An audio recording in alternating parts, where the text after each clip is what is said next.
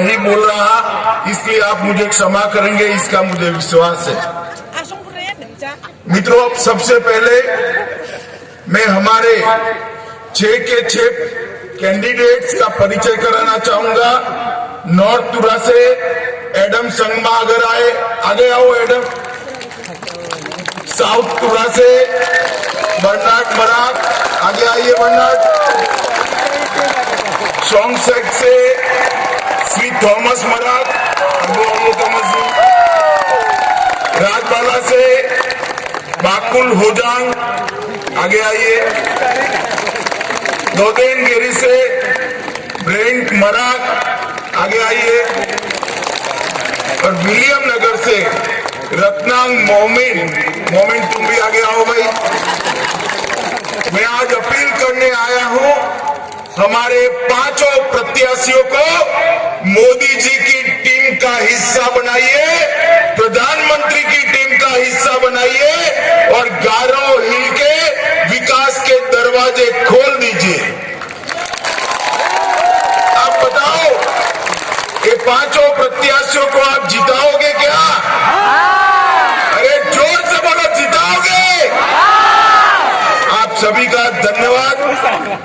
मित्रों, आज मेघालय के चुनाव होने बैठे भैया,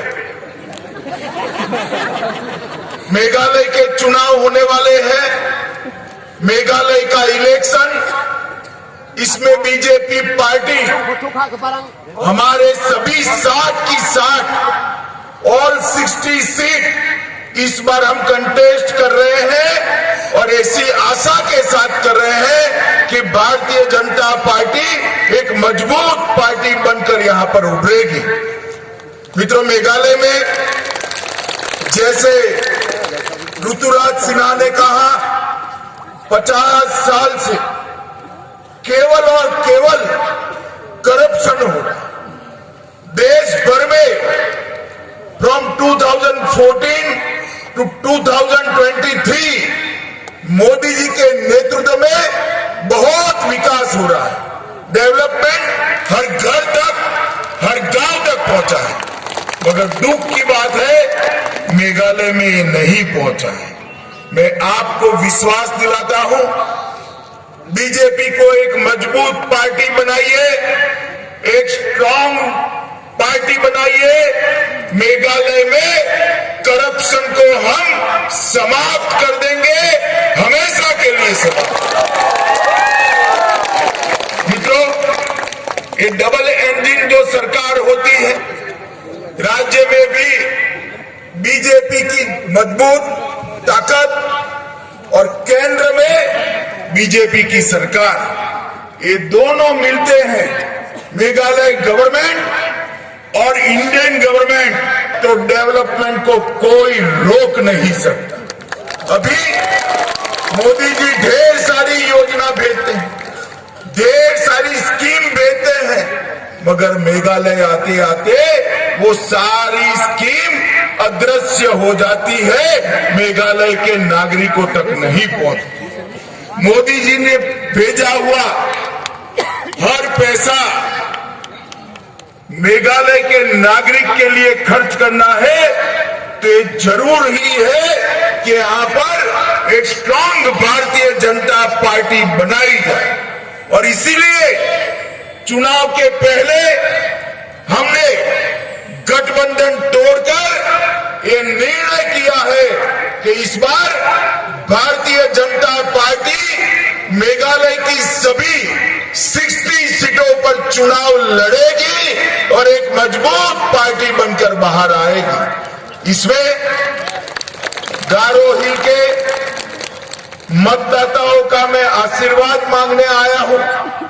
आपके सपोर्ट के बगैर ये हो नहीं सकता है।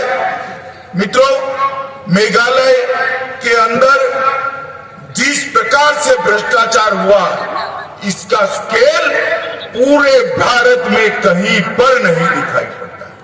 सबसे ज्यादा करप्ट स्टेट में से आज किसी को नंबर देना पड़ता है तो बड़े दुख के साथ मेघालय को देना पड़ता है।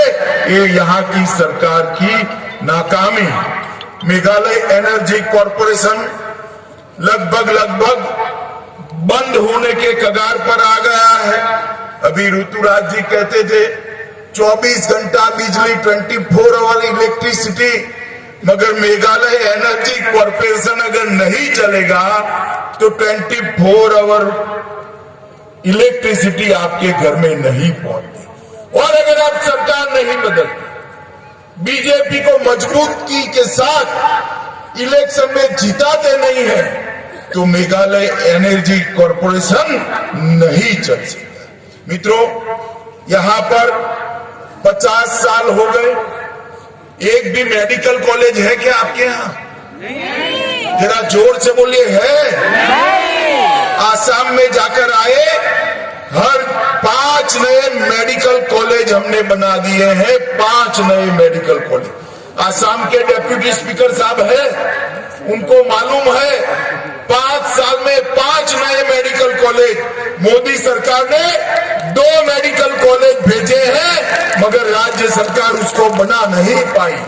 मैं आपको विश्वास दिलाता हूं, आप भारतीय जनता पार्टी को वोट दीजिए, मजबूत पार्टी बनाइए, गारो हिल पर मेडिकल कॉलेज बनाने का काम भारतीय जनता पार्टी करेगी। किसी भी बीमार व्यक्ति के इलाज के लिए मेघालय छोड़कर, एक गारो पहाड़ी छोड़कर आपको कहीं नहीं जाना पड़ेगा, ना आसाम जाना पड़ेगा, ना दिल्ली जाना पड़ेगा। मेघालय के स्टूडेंट्स को मेडिकल पढ़ने के लिए कहीं और जाना नहीं पड़ेगा। मेघालय का बच्चा, मेघालय का स्टूडेंट गारो में और शिलोंग में दोनों जगह मेडिकल की पढ़ाई कर पाए, ऐसी व्यवस्था ये भारतीय जनता पार्टी करेगी। मेघालय की बेटियां, हमारी बहनें अच्छी नर्स बन सकती है। मेडिकल कॉलेज आएगा तो इसके साथ नर्सिंग फैसिलिटी भी और बढ़ेगी और मेघालय की बच्चियां दिल्ली, मुंबई, अहमदाबाद सब जगह नर्स बनकर मेघालय को समृद्ध बनाने का काम करेगी। मित्रों, हम वादा किया है कि पूरे भारत में सारी एजुकेशन व्यवस्था को हम स्थानीय भाषा में करेंगे। मैं आज कहकर जाता हूं, प्राइमरी, सेकेंडरी और हायर एजुकेशन, ये सभी कोर्सेज गारो भाषा के अंदर चालू करने का काम ये भारतीय जनता पार्टी। और इससे हमारे युवाओं को, हमारे बच्चों को अपनी भाषा में पढ़ने का, सोचने का और अपनी शक्ति को संचित करने का एक मौका मिलेगा। ये काम केवल और केवल भारतीय जनता पार्टी कर सकती है। मित्रों, यहां की राज्य सरकार की लापरवाही के कारण, मिसमैनेजमेंट के कारण 2022-23 में डेफिसिट 1849 करोड़। इतने छोटे से राज्य के अंदर ये डेफिसिट क्यों होती है? क्योंकि भ्रष्टाचार हो रहा है। और मित्रों, मैं आज भी आरबीआई का एक रिपोर्ट कर आपको कहना चाहता हूं कि आरबीआई की रिपोर्ट के अनुसार मेघालय भारत में सबसे कम गति से डेवलप होने वाला राज्य बना है। सबसे कम गति, सबसे स्लो तरीके से मेघालय का डेवलपमेंट हो रहा है।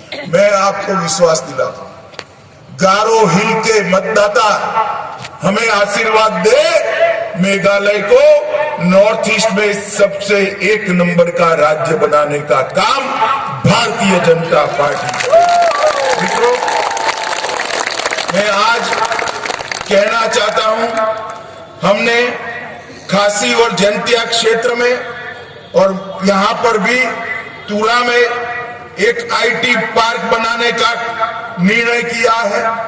एक SEZ एक्सपोर्ट के लिए आर्थिक क्षेत्र बनाने का निर्णय किया है और MSME के लिए